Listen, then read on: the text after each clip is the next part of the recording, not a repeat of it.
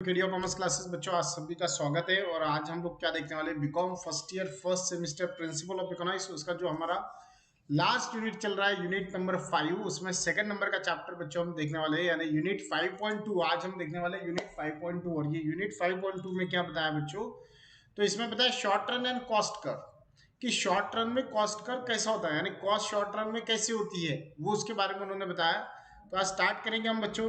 तो स्टार्ट करते हैं। देखो क्या दिया उन्होंने। No doubt that the producers are interested in a total cost, but the average cost or a per unit cost, that is unit cost, are also equally important. उन्होंने बताया ये तो कोई डाउट नहीं है भैया, क्या, तो no doubt that the producers are interested in the total cost, की टोटल कॉस्ट उसको ज्यादा चाहिए। क्यों? बिकॉज टोटल कॉस्ट में ज्यादा इंटरेस्टेड इसलिए होता है क्योंकि टोटल कॉस्ट क्या करती है, डिसाइड करती है कि वो प्रोडक्ट कितने में वो सेल करेगा। और इसलिए हर प्रोड्यूसर का इंटरेस्ट जो होता है वो टोटल कॉस्ट में होता है, एवरेज कॉस्ट में नहीं होता है। क्योंकि टोटल कॉस्ट जितनी कम आएंगी बच्चों, उतना प्रोडक्ट प्रॉफिट ऑफ मार्जिन ज्यादा रहेगा, और आउटपुट जितना ज्यादा आएगा उतना एवरेज कॉस्ट बढ़ते रहेगा।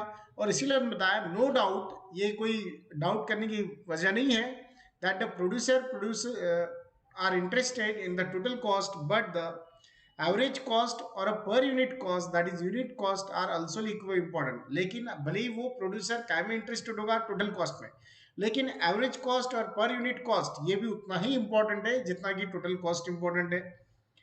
Average cost specially important from the point of view per unit price. अब अगर एवरेज कॉस्ट को अगर हम देखे जाए, टोटल कॉस्ट क्या होती है बच्चों। फॉर एग्जाम्पल देखो, अगर एक आधा मोबाइल मैन्युफैक्चरिंग करना है हमें, या फॉर एग्जाम्पल ये माउस हमें मैन्युफैक्चरिंग करना है, ठीक है, ये माउस है, ये माउस को अगर हमें मैन्युफैक्चरिंग करना है, तो अब ये माउस मैन्युफैक्चरिंग के हमने कितने मैन्युफैक्चरिंग किए, तो 1000 किए।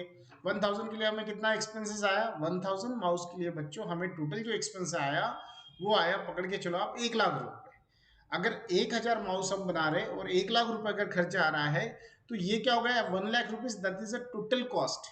How many outputs per unit अगर हमें निकालना है, तो उसके लिए पहले तो हमें दो चीजें पता होना चाहिए कि टोटल कॉस्ट कितना लगा। सर टोटल कॉस्ट लगा 1 लाख।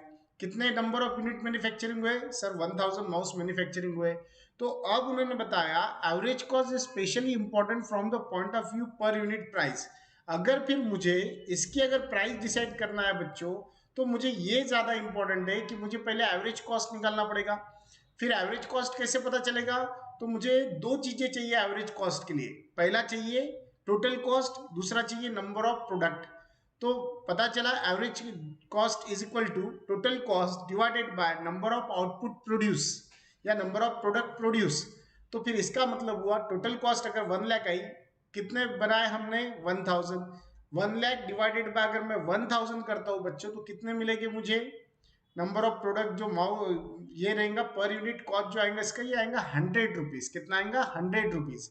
तो कैसे पता चला पर यूनिट कॉस्ट, जब हमने क्या किया, टोटल कॉस्ट को नंबर ऑफ प्रोडक्ट कितने आउटपुट कितने प्रोड्यूस हुए उससे अगर हम डिवाइडेड कर रहे हैं, तो कहीं ना कहीं बच्चों हमें पर यूनिट कॉस्ट पता चल रहा है। नहीं, एक माउस की कीमत कितनी आई, 100 रुपीज। फिर हम कितने में सेल करेंगे, तो अब इसमें अलग अलग लोगों का हम प्रॉफिट प्लस करेंगे। जैसा पहले तो हमारा जो हम मैन्युफैक्चरर है, जैसे एज्यूम करो 10 रुपीज प्लस किया। फिर हम जो सुपर स्टॉकिस्ट होगा उसको देंगे, वो पकड़ के चलो आप 110 रुपए में। फिर सामने वाला देगा डिस्ट्रीब्यूटर को 115 रुपए में। फिर डिस्ट्रीब्यूटर देगा होलसेलर को 120 रुपए में। 120 रुपए वाला देगा, होलसेलर देगा रिटेलर को, पकड़ के चलो एक 130 रुपीज में। अब 130 रुपीज में देने के बाद में वो डिपेंड करता है उस पर एमआरपी कितनी है, वो हिसाब से वो सेल करेगा, कौन, रिटेलर। अब उस पर अगर 200 रुपीज एमआरपी है, बट उसको अगर 130 में आया, तो किसी को 180 में भी देगा, किसी को 170 में भी देगा। तो इसका मतलब है हमारे लिए यहाँ पे क्या इंपॉर्टेंट है, अब ये जो यूनिट है बच्चों, ये from the point of view producer आपको पढ़ना है कि आप प्रोड्यूसर हो। और इसलिए हमें बाकी लोगों को क्या कॉस्ट गिरा वो इंपॉर्टेंट नहीं है, हमें सिर्फ वहां तक ध्यान में रखना है कि हमें जो मैन्युफैक्चरिंग करने के लिए जो खर्चा आया, that is called total cost. वो टोटल कॉस्ट में हमने कितने product, number of product manufacturing किए, और फिर ये दोनों के ऊपर से हमें पता चलता है एवरेज कॉस्ट। और एवरेज कॉस्ट जब आप निकालोगे तो ऑटोमेटिकली आपको पर यूनिट कॉस्ट पता चल जाएगा। आगे उन्होंने दिया there are 3 types of average cost. उन्होंने क्या बताया कि भैया 3 टाइप्स के एवरेज कॉस्ट है। पहला कौन सा है, तो एवरेज फिक्स कॉस्ट। क्या बताया, देखो बच्चों अच्छे से, एवरेज फिक्स कॉस्ट। पहला कौन सा कॉस्ट बताया उन्होंने, एवरेज फिक्स कॉस्ट की एवरेजली फिक्स कॉस्ट कितना लगता। यानी भैया फिक्स कॉस्ट में अब आपको बाद में जब पढ़ेंगे तब देखते हैं अपन। सेकंड दिया एवरेज वेरिएबल कॉस्ट की एवरेजली वेरिएबल कॉस्ट कितना लगेगा, और थर्ड दिया बच्चों एवरेज टोटल कॉस्ट। तो यहाँ पे बच्चों तीन कॉस्ट है, एक है एवरेज तो सबके सामने लगाई हुई है, एवरेज एवरेज एवरेज। तो पहला एवरेज में क्या आ रहा, एवरेज आ रहा फिक्स कॉस्ट, सेकंड क्या आ रहा है वेरिएबल कॉस्ट, थर्ड क्या आ रहा है टोटल कॉस्ट। तो fix cost, variable cost and total cost सबके सामने क्या लगा देना है आपको एवरेज। तो अब देखो यहाँ पे क्या बोला उन्होंने, average cost in short run और शॉर्ट पीरियड। अब शॉर्ट रन और शॉर्ट पीरियड आपको पता है लास्ट लेक्चर में हमने पढ़ा था बच्चों, शॉर्ट पीरियड या शॉर्ट रन का मतलब क्या होता है कि जो 12 महीने के अंदर होता है, और कुछ जगह शॉर्ट पीरियड जो होता है बच्चों 24 महीने भी होता है, 12 मंथ्स के अलावा 24 मंथ्स भी हम बोल सकते हैं। बट लगभग अगर देखे जाए तो शॉर्ट पीरियड आप 1 ईयर ही बोले जाएगा, with in 1 year, that is called a short period. अब देखो उन्होंने क्या बताया कि average cost in the short run और अ शॉर्ट पीरियड, उसमें पहला पॉइंट दिख रहा है हम लोग एवरेज फिक्स कॉस्ट। अब एवरेज फिक्स कॉस्ट किसे कहेंगे, average fix cost that is AFC. AFC बोले तो average, A for average, F for fix and C for cost, so that is called average fix cost, that is called in shortcut AFC, is obtained by dividing the total fix cost. अब total अगर fix cost को हम क्या करते हैं divided करते हैं, कैसे करते हैं, बाय द करस्पॉन्डिंग आउटपुट, कि वो उससे रिलेटेड आउटपुट कितना आया। जैसे अभी मैंने एग्जांपल दिया 1 लाख रुपीज टोटल कॉस्ट आया बच्चों, नंबर ऑफ माउस कितने मैन्युफैक्चरिंग किए, तो नंबर ऑफ माउस जो है हमारे पास, ये नंबर ऑफ माउस बच्चों हमने कितने मैन्युफैक्चरिंग किए, पता चला 1000 माउस हमने मैन्युफैक्चरिंग किए। तो फिर उन्होंने बताया कि average cost that is AFC is obtaining bye dividing the total fix cost. Total fix cost कितना लग रहा है उसको अगर हम बाय करस्पॉन्डिंग आउटपुट, वो फिक्स कॉस्ट के हिसाब से फिर आउटपुट कितना मैन्युफैक्चरिंग हुआ ये हमें पता चलेगा इन शॉर्ट। अब यहाँ पे लेकिन दूसरी देखो दो चीज है, अभी तक हमने जो 100 रुपीज प्राइस मिली थी ये टोटल कॉस्ट को बच्चों डिवाइडेड किया था, और यहाँ पे उन्होंने क्या पूछा हमें एवरेज फिक्स कॉस्ट पूछा। अब फिक्स कॉस्ट अलग होता है बच्चों, वेरिएबल कॉस्ट अलग होता है, और फिक्स और वेरिएबल जब एक होता है तो बनता है टोटल कॉस्ट। तो फिक्स कॉस्ट अभी हमने 1 लाख रुपए हमने देखा था, तो 1 लाख रुपए ये टोटल कॉस्ट थी बच्चों। एज्यूम करो 1 लाख रुपए में से 40,000 रुपए फिक्स कॉस्ट लगे, कितना लगा फिक्स कॉस्ट 40,000। अब मुझे बताओ अगर टोटल कॉस्ट में से 40,000 हमारा फिक्स कॉस्ट लगा तो बचे हुआ कॉस्ट कौन सा रहेगा, वेरिएबल कॉस्ट। Very good. तो यानी इसका मतलब हुआ 40,000 is our fix cost, 60,000 is our variable cost. अगर दोनों को हम प्लस करते हैं तो हमें मिलेगा 1 लाख रुपीज टोटल कॉस्ट। तो अभी हम क्या पढ़ रहे हैं, हम पढ़ रहे सर यहाँ पे average fix cost. Average fix cost कितना लगा फिर हमें, तो टोटल फिक्स कॉस्ट है 40,000।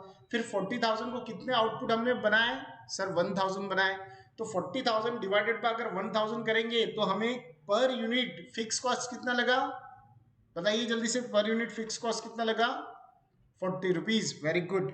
तो पर यूनिट जो फिक्स कॉस्ट लगा बच्चों वो कितना लगा 40 रुपीज लगा। Is that clear. तो यहाँ पे हमें कैसे पता चल रहा है फिक्स कॉस्ट 40 रुपीज लगा, बिकॉज हमने क्या किया टोटल कॉस्ट में से वेरिएबल कॉस्ट अगर आप माइनस करते तो भी आपको फिक्स कॉस्ट मिलता। अब सर फिक्स कॉस्ट होता क्या है, तो आपको यहाँ पे बता दूं मैं बच्चों, फिक्स कॉस्ट नॉर्मली वो कॉस्ट होता है जो हमेशा फिक्स होता है। अब इसमें कौन कौन से पॉइंट आते हैं सर, तो बच्चों इसमें आपको एक चीज बता दूं, फिक्स कॉस्ट में अगर बिल्डिंग हमारी जो फैक्ट्री है वो अगर रेंट से होंगी, अगर उसका 50,000 रुपीज रेंट होगा मंथली तो वो हो गया फिक्स। मैनेजर हमारा सैलरी बेसिस पे है, सैलरी बेसिस पे अगर बच्चों मैनेजर है तो सैलरी जो भी हम उसको 20,000 30,000 जो भी सैलरी हम उसको देते होंगे तो वो सैलरी भी बच्चों क्या हो गई फिक्स कॉस्ट हो गई। बाद में मशीन का जो डेप्रिसिएशन होगा वो फिक्स कॉस्ट होगा। मशीन का जो एज्यूम करो आप कोल गैस वाटर कितना लग रहा है हमें हर महीने में इतना लगता है सर, तो वो इलेक्ट्रिसिटी का भी जो लाइट बिल आता है वो भी फिक्स। अगर हमें 10,000 रुपये पकड़ के चलो लाइट बिल आ रहा है महीने का कंपलसरी, तो वो भी फिक्स कॉस्ट आएगा। तो इसका मतलब है फिक्स कॉस्ट वो होते हैं बच्चों जो हमें कैपिटल के ऊपर जो इंटरेस्ट लग रहा है वो फिक्स कॉस्ट होता है। उसके बाद में बिल्डिंग रेंट से हमने ली होंगी तो रेंट ये फिक्स कॉस्ट हो गया है, which is not a variable cost, यानी वो जो बदलता नहीं है प्रोडक्शन के हिसाब से और वो हमेशा कांस्टेंट होता है। चाहे आपका प्रोडक्ट आप बनाओ या ना बनाओ वो हर महीने के महीने खर्चा लागू होता है आपको। तो दिस कॉस्ट इज कॉल्ड बच्चों फिक्स कॉस्ट, उसको क्या बोलते हैं फिक्स कॉस्ट। समझ में आया। तो फिर हम क्या कर रहे हैं यहाँ पे, हमने देखा कि 1 लाख टोटल कॉस्ट था, टोटल कॉस्ट में से अगर वेरिएबल कॉस्ट 60,000 माइनस किया तो we get 40,000 as a fix cost. And fix cost को अगर हम नंबर ऑफ प्रोडक्शन हमने कितने बनाया पता चला भैया 1000 बनाया, 1000 अगर माउस हमने बनाया तो 40,000 divided by 1000 is equal to 40। तो पर माउस के पीछे 40 रुपए हमें रेंट का लगा होगा, रेंट के साथ साथ हमें मशीनरी का लगा होगा, साथ ही साथ हमें वो मैनेजर का लगा होगा, अगर हमारे एम्प्लॉय सैलरी बेसिस होंगे उनका लगा होगा। तो ये सब वो 40 रुपीज में आ गया बच्चों, तो उसको फिक्स कॉस्ट बोले जाएगा। फिर इसका फॉर्मूला क्या है बच्चों, तो इन्होंने बताया average fix cost is equal to total fix cost divided by output. जैसे अभी हमने लिया था 40,000 क्या था बच्चों हमारा, 40,000 था हमारा फिक्स कॉस्ट। अब ये 40,000 को डिवाइडेड क्या किया बच्चों, हमने डिवाइडेड किया 1000। 1000 क्या था बच्चों हमारा, 1000 था हमारा नंबर ऑफ माउस जो बनाए, तो कितना आएगा ये 40 40। तो 40 रुपए जो आया बच्चों, ये क्या आया, पर माउस की फिक्स कॉस्ट है।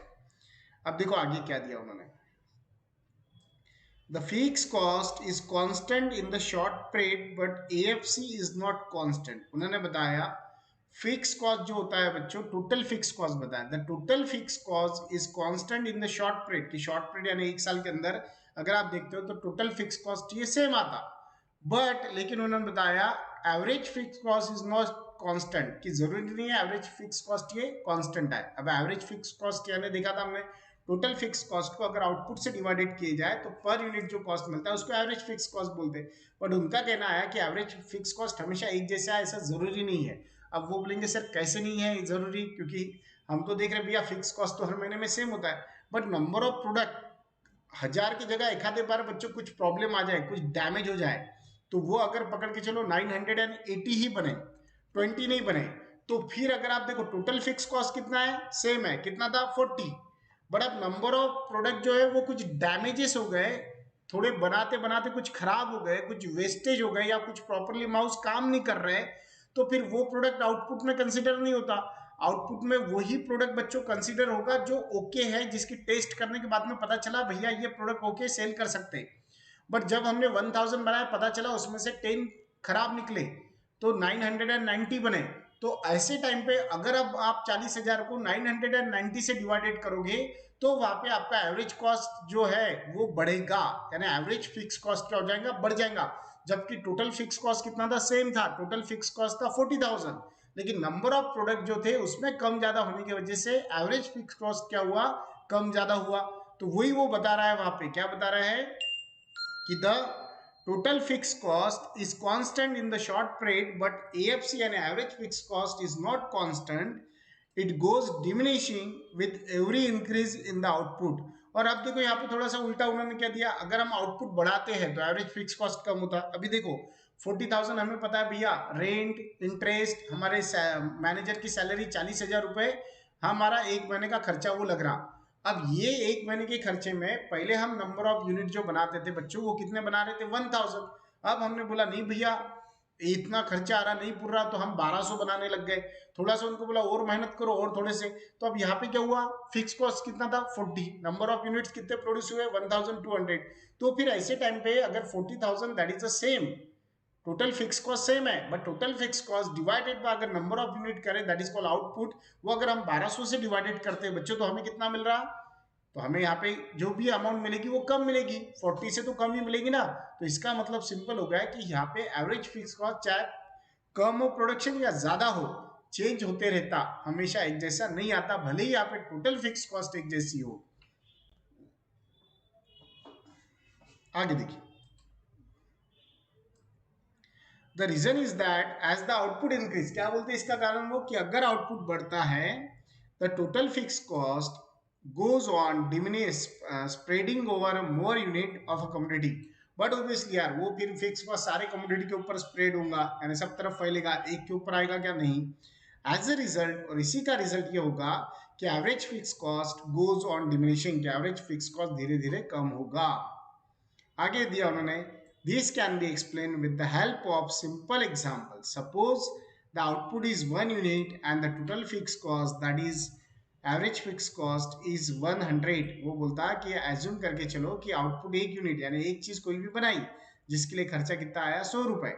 When the output increase 2 unit, जब एक पहले हमने 1 यूनिट बनाया, अब हम जो आउटपुट है वो कितना बना रहे, 2 यूनिट बनाया, but the total fix cost remain 100, लेकिन फिक्स कॉस्ट जो महीने का लग रहा है वो कितना लग रहा है, 100 रुपए लग रहा। but the average fixed cost will diminishes, that is it will be equal to 100 divided by 2।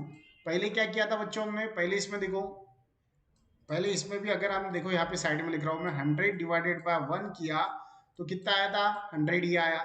अब यहाँ पे क्या हो गया, आउटपुट एक की जगह दो बना रहे, तो खर्चा तो कितना रहा। जैसा भी एक सिंपल एग्जांपल दूं क्या आपको, बहुत ही सिंपल एग्जांपल देता, आप बोलेंगे सर क्या बोल रहे हैं। अगर हमारी टू व्हीलर हम लोग चला रहे, टू व्हीलर चला रहे बच्चों, टू व्हीलर को अगर हमें यहाँ से एक आधे स्पॉट 1-2 किलोमीटर हमें जाना है, अगर हमें लगता है 20 रुपए, 10 रुपए का पेट्रोल हमारा लगता है, तो आप अकेले गए तो भी 10 रुपए का पेट्रोल लगेगा, और अगर आप 2 जन जा रहे हैं तो भी 10 रुपए का पेट्रोल लगने वाला है। तो फिर यहाँ पे अगर 10 डिवाइडेड बाय 1 किया कि सर मैं 1 किलोमीटर गया तो 10 रुपए का पेट्रोल लगा, फिर अगर वही 2 जन जा रहे तो भी 10 रुपए का पेट्रोल लग रहा, तो फिर यहाँ पे फिक्स कॉस्ट, जो एवरेज फिक्स कॉस्ट है वो कम हो रहा, क्योंकि आप 1 किलोमीटर अगर 10 रुपए का पेट्रोल लग रहा, तो 1 जन जा रहा था तो 10 रुपए, 2 जन जाएंगे तो कितना, 2 जन जाएंगे तो 5 रुपीज, फिर सर 3 जन जाएंगे तो 3 जन जाएंगे तो 12 रुपए हो सकता। आप बोलेंगे सर कैसे, अभी लोड नहीं पड़ेगा गाड़ी पे, गाड़ी रेस नहीं होंगी, पेट्रोल ज्यादा नहीं खाएंगी, तो फिर वहां पे थोड़ा सा, लेकिन फिर भी अगर कैलकुलेशन करें तो एवरेज फिक्स कॉस्ट कम ही गिर रहा। 12 रुपए भी पकड़े, 12 डिवाइडेड बाय 3 किए तो बेटा 4 रुपए गिर रहा है, 5 से तो कम ही गिर रहा ना। तो वही वो बोलता है कि एवरेज फिक्स कॉस्ट हमेशा कम ज्यादा होता रहता है, और जितना आउटपुट बढ़ेगा उतना एवरेज फिक्स कॉस्ट कम होता। आगे again, if the output increase 3 units, the AFC will be 100 divided by 3 is equal to 33.33। आगे दिया, we show that the output increase, the TFC spread over more unit and hence the AFC goes on a diminishing। उन्होंने यहाँ पे बताया भैया total fix cost जो है वो सब यूनिट में इक्वल में डिवाइडेड होता, और जो एवरेज फिक्स कॉस्ट आ रहा वो धीरे धीरे कम होते जा रहा। गुड आफ्टरनून एवरीवन, चलो कुछ बच्चों की अभी गुड आफ्टरनून हुई, वेरी गुड। चलो आगे देखो, डायग्रामेटिक रिप्रेजेंटेशन ऑफ एएफसी। अब डायग्रामेटिक बोले तो हमारे डायग्राम के हिसाब से हम देखेंगे, क्या दिया, as the AFC goes on diminishing the AFC curve will slope downward from left to right bottom, that is it will be a negative slope. वो बोलता भैया एएफसी जो कर्व है ये क्या होता है, धीरे धीरे कम होता है, नीचे आता है। क्यों कम होता है, बिकॉज वो डिमिनिशिंग है, जितना आप डिवाइडेड करोगे उतना वो कम होगा।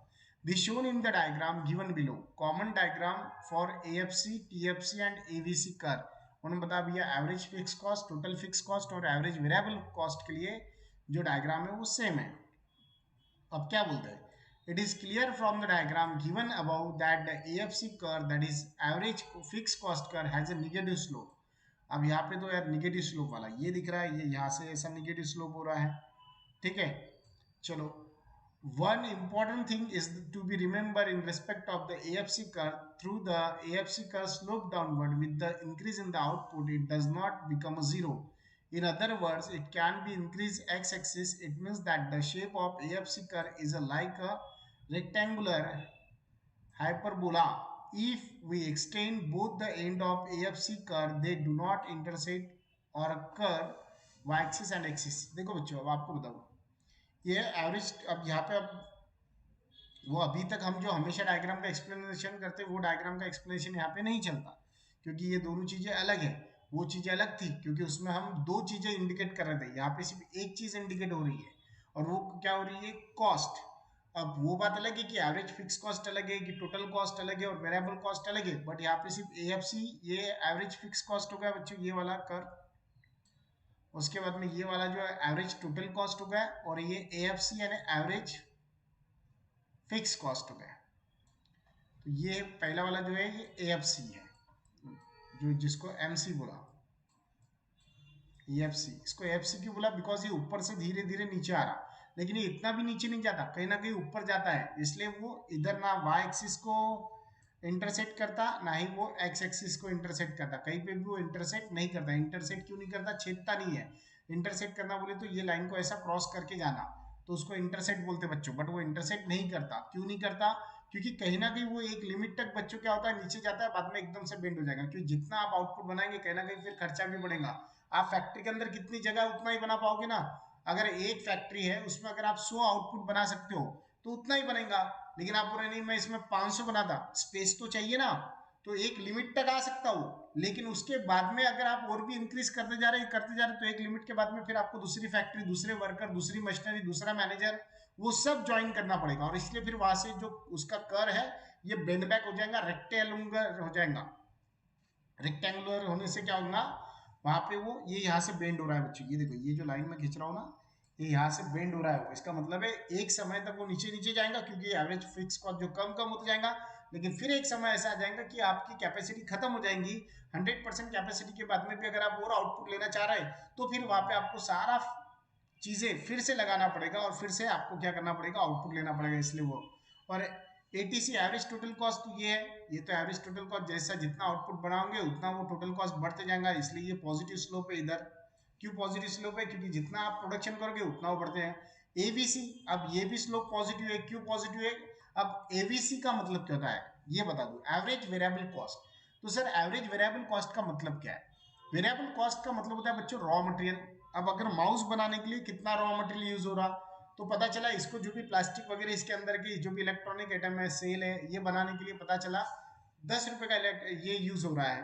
तो अगर 10 रुपए का मटेरियल यूज हो रहा तो एक मटेरियल अगर 10 रुपए का है, दो बनाऊंगा तो 20 रुपए का होगा, तीन बनाऊंगा तो 30 रुपए, चार बनाऊंगा तो 40 रुपए। इसका मतलब है नंबर ऑफ जितने हम आउटपुट मैन्युफैक्चरिंग करेंगे उतना वेरिएबल कॉस्ट बढ़ते जाएगा, और जितना हम नंबर ऑफ आउटपुट कम करते जाएंगे उतना वेरिएबल कॉस्ट कम होते जाएगा। और इसलिए एवरेज वेरिएबल कॉस्ट क्या है, यहाँ से ऐसा बेंड बैक होकर सीधा ऊपर जा रहा पॉजिटिव स्लोप। क्यों पॉजिटिव स्लोप हो रहा है, क्योंकि वो इस तरह से जाएगा ऊपर, क्योंकि जितना नंबर ऑफ प्रोडक्शन आप ज्यादा करोगे उतना क्या होगा, वो और बढ़ते जाएगा वेरिएबल कॉस्ट। इसलिए यहाँ पे डायग्राम में देखिए तो एटीसी यानी एवरेज टोटल कॉस्ट भी बढ़ रहा है, एबीसी एवरेज वेरिएबल कॉस्ट तो बढ़ना ही बढ़ना है, वो कभी कम होता ही नहीं।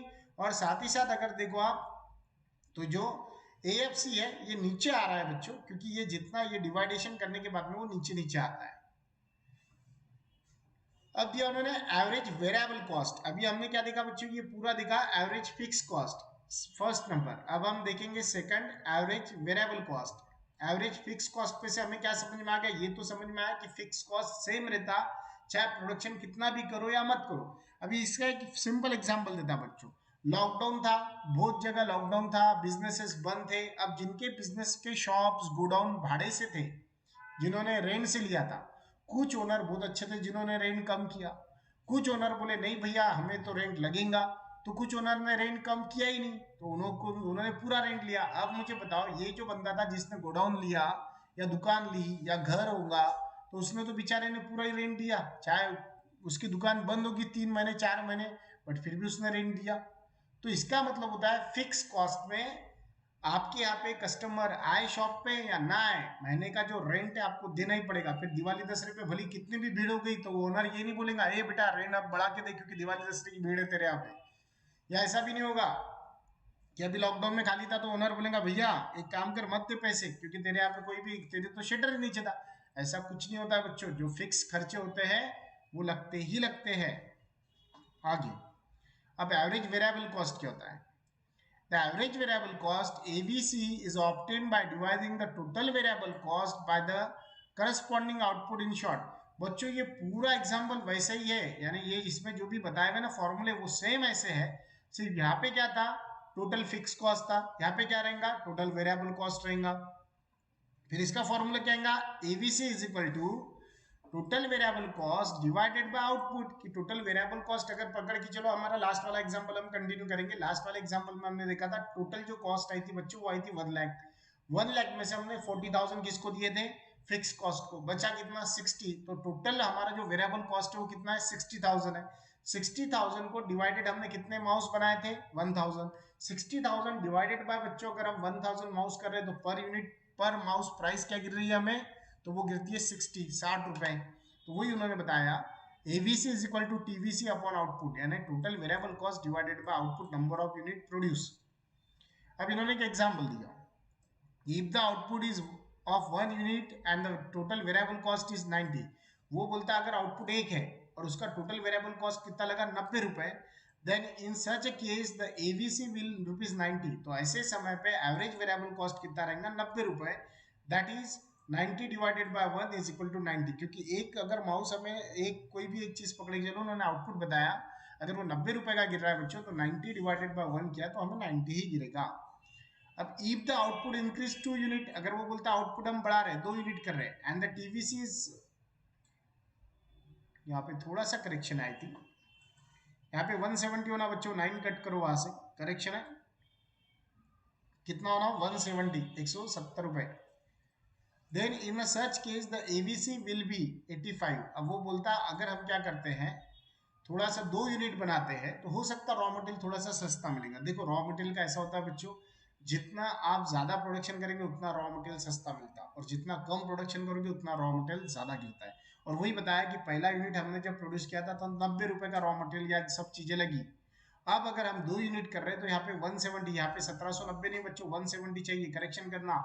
170 डिवाइडेड बाय 2 यूनिट तो कितना आएगा, 85, 5 रुपए कम आया। क्यों, ये होता ही है, जितना लार्ज क्वांटिटी आप प्रोडक्शन करोगे बच्चों उतना आपको जो रॉ मटेरियल्स वगैरह इसके खर्चे कम लगते हैं। सिमिलरली अब उन्होंने बताया ऐसे ही, if the output increase 3 unit and the TVC is 240, then this the AVC will be 80। वो बोलता है अगर हम सिमिलरली आउटपुट बढ़ाते जाते हैं तो बच्चों कहीं ना कहीं रॉ मटेरियल सस्ता मिलेगा, हम ज्यादा लेंगे, होलसेल से लेंगे, और वो टाइम पे जो भी खर्चा आ रहा है 3 यूनिट का 240 रुपए, 240 डिवाइडेड बाय अगर 3 करते तो 80 रुपीज पर यूनिट है ना। अगर पहले में देखो तो बच्चों देखो यहाँ पे एवरेज वेरिएबल कॉस्ट 90 रुपए आ रहा, यहाँ पे एवरेज वेरिएबल कॉस्ट 85 आया, यहाँ पे एवरेज वेरिएबल कॉस्ट 80 आ रहा, और अगर आप जोड़ते रहते हो तो और भी 75। और अगर 1000 में अगर मैन्युफैक्चरिंग करोगे तो बच्चों हो सकता है 15 या 20 रुपए ही आए।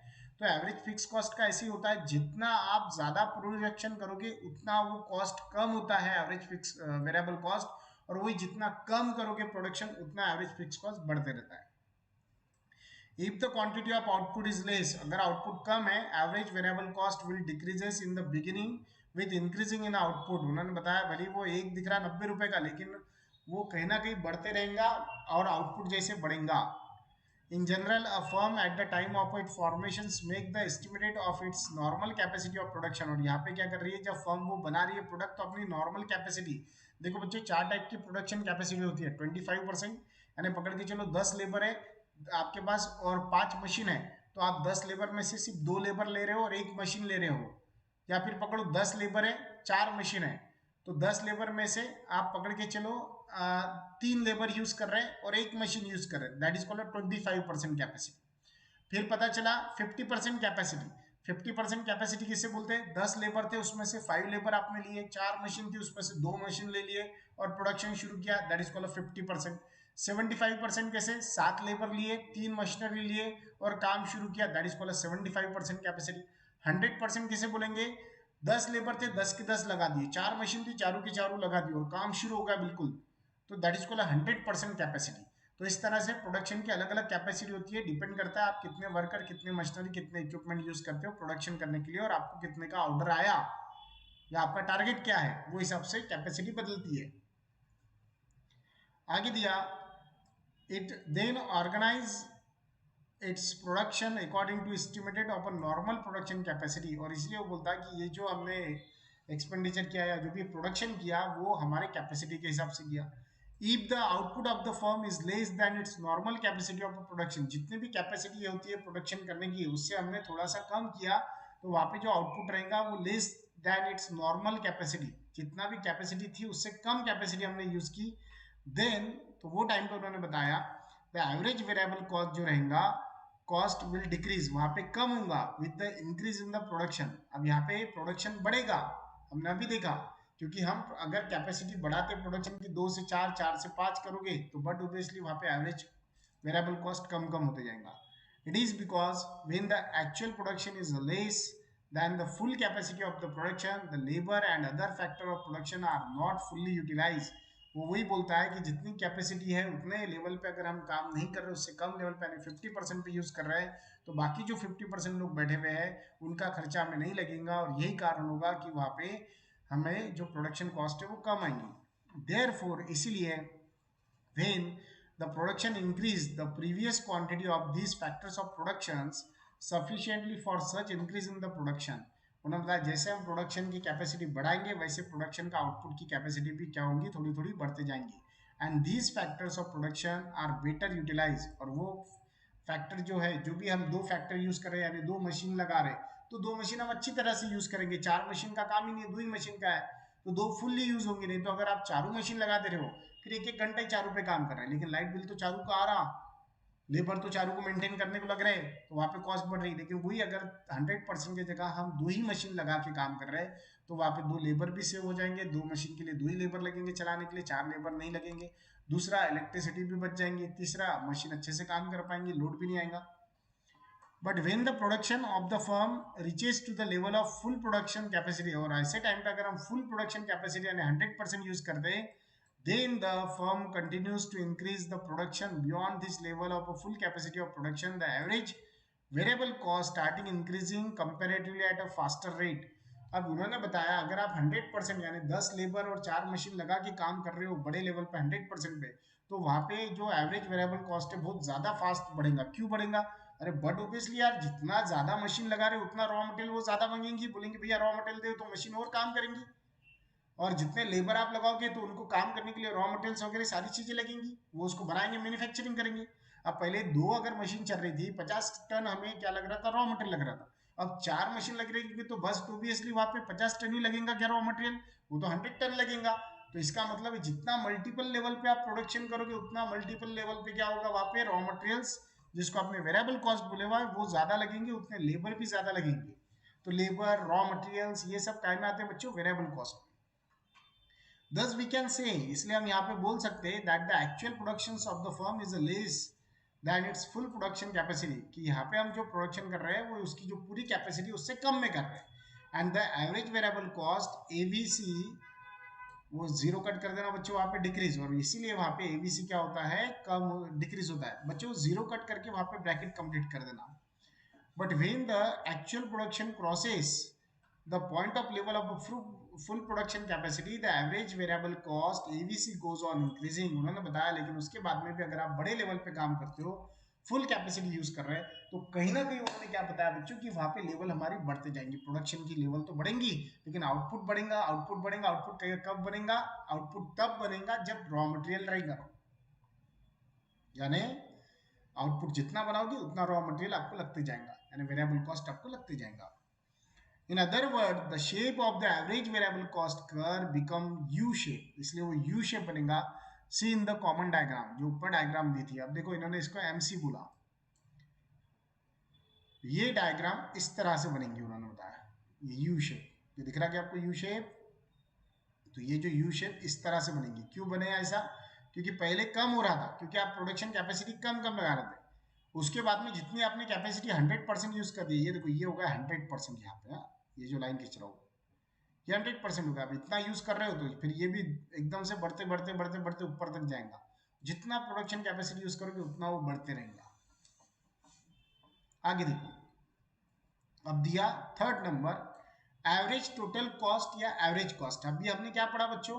पहले पढ़ा फिक्स कॉस्ट, मैंने बताया था 1,00,000 रुपीज हमें कॉस्ट है टोटल कॉस्ट, जिसमें से 40,000 क्या हो गया बच्चों, फिक्स कॉस्ट, 60,000 क्या हो गया, वेरिएबल कॉस्ट। ये दोनों को प्लस कर दिया तो क्या मिल गया, टोटल कॉस्ट। अब वो टोटल कॉस्ट के बारे में क्या दिया उन्होंने, तो एवरेज टोटल कॉस्ट और एवरेज कॉस्ट एटीसी और AC is equal to the average total cost और the average cost is obtain by dividing the total cost by corresponding output. देखो वही है बेटा, वहां पे सिर्फ टोटल कॉस्ट की जगह वेरिएबल कॉस्ट बोला था, उसके ऊपर फिक्स कॉस्ट बोला था, है वही। यानी अगर एक भी आपने अच्छे से लर्न कर लिया तो सिर्फ आपको वहां पे क्या है, वर्ड चेंज करना, और इतना ध्यान में रखना है कि वेरिएबल इंक्रीज होता है और उस फिक्स कॉस्ट कांस्टेंट होता है। लेकिन फिक्स कॉस्ट कुछ समय बाद वो भी डिक्रीज, क्या होता है, फिक्स कॉस्ट डिक्रीज डिक्रीज होते रहता, वेरिएबल कॉस्ट कुछ समय बाद इंक्रीज इंक्रीज होते रहता।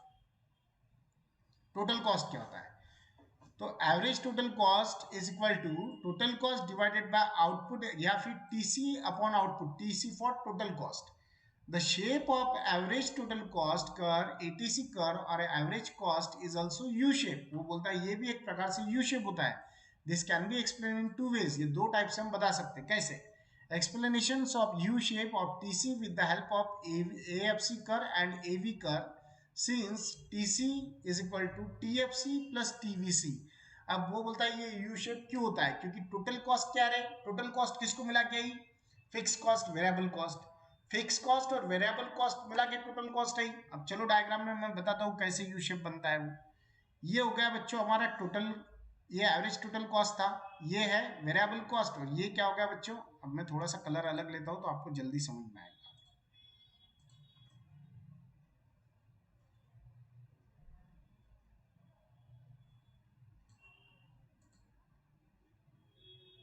अब देखो बच्चों, यहाँ पे उन्होंने क्या बताया कि जो टीवीसी होता है, टीसी जिसको बोला उन्होंने, टोटल कॉस्ट, ये टोटल कॉस्ट क्या इंडिकेट करता है, total cost is equal to fix cost plus variable cost, है ना। तो ये इंडिकेट होता है टीसी। अब अगर ये हो गया टोटल कॉस्ट कर, ये हो गया वेरिएबल कॉस्ट, और ये हो गया फिक्स कॉस्ट, ठीक है, ये हो गया फिक्स कॉस्ट। तो ये कैसे आया, तो ये दोनों मिला के आया, ये भी इसमें प्लस होता है, ये भी इसमें प्लस होता है। अब इसका अगर कर देखिए, दोनों अगर हम ज्वाइन कर ले बच्चों, तो ये यहाँ से, ये यहाँ से आते आते ये इधर चल जाएगा, बन गया यू शेप। क्यों बन गया यू शेप, क्योंकि ये दोनों प्लस होता है। यहाँ पे एवरेज कॉस्ट, यहाँ पे वेरिएबल कॉस्ट कर आ रहा है, आते आते आते आते सीधा, या फिर यहाँ से भी आप देखो, ये देखो, ये है, ये है। एक मिनट में आपको थोड़ा सा और अच्छे से बताता हूँ उसको।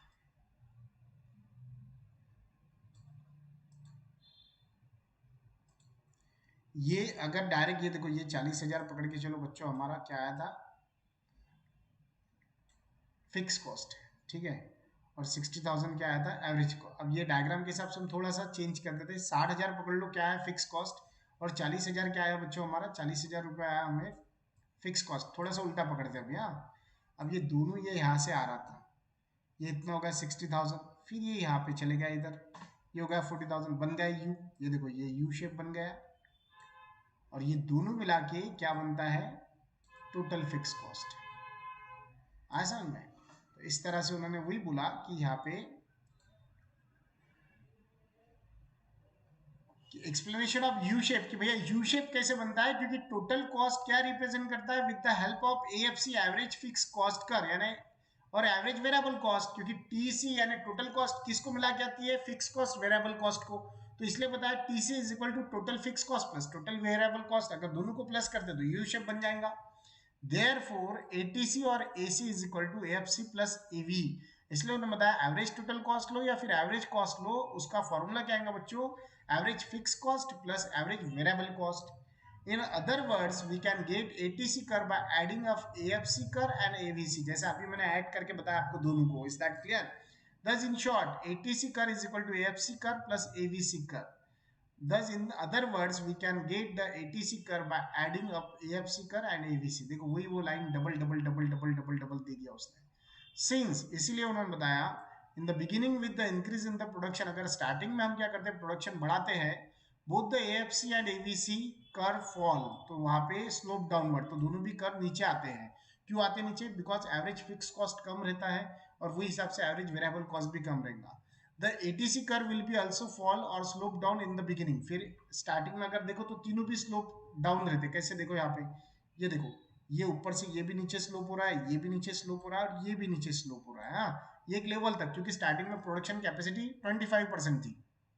फिर उन्होंने बताया and it will B lowest at a particular point. अब ये जो पॉइंट है बच्चों, ये यहाँ पे सब में कम है, कौन सा वाला पॉइंट, ये वाला, यहाँ पे ये वाला, और यहाँ पे ये वाला, ये पॉइंट पे ये क्या है, और वही पॉइंट से उन्होंने वो ड्रॉ किया, दिखा क्या, ये जो लाइन ड्रॉ की उन्होंने P1 Q1 और P2 Q2, ये जो लाइन ड्रॉ की ना बच्चों उन्होंने, वो वहां पे की, और यहाँ पे वो लोएस्ट हो गया। आगे उन्होंने दिया where the production capacity of the firm is fully utilize. बाद में हम पहले 25% पे काम कर रहे थे, तो वो लो हो रहा था, क्योंकि एक ही मशीन यूज कर रहे थे, 3 लेबर, उनका खर्चा ज्यादा नहीं आ रहा था। अब हमने क्या किया, नहीं भैया प्रोडक्शन बढ़ाना है, क्यों, तो डिमांड ज्यादा आ गई, है ना, तो एक काम करो, चलो लगा दो। अभी देखो ना वैक्सीन कितने स्पीड से बन रही, इसके पहले भी वैक्सीन बनती थी बच्चों, यानी कोविड 19 की नहीं, लेकिन जो भी वैक्सीन है वो एक लेवल पे बनाते थे, हर हमेशा जो भी उनका टारगेट होगा।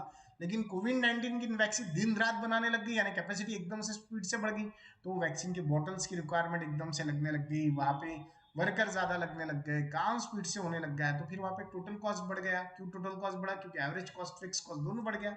और इसलिए बताया in order, in other word the actual production of the firm is equal to the full capacity of production. फिर वहां पे एक्चुअल प्रोडक्शन कैसे पता चलेगा, तो कितना प्रोडक्शन हुआ और उस हिसाब से कितना फर्म ने अपनी कैपेसिटी यूज की।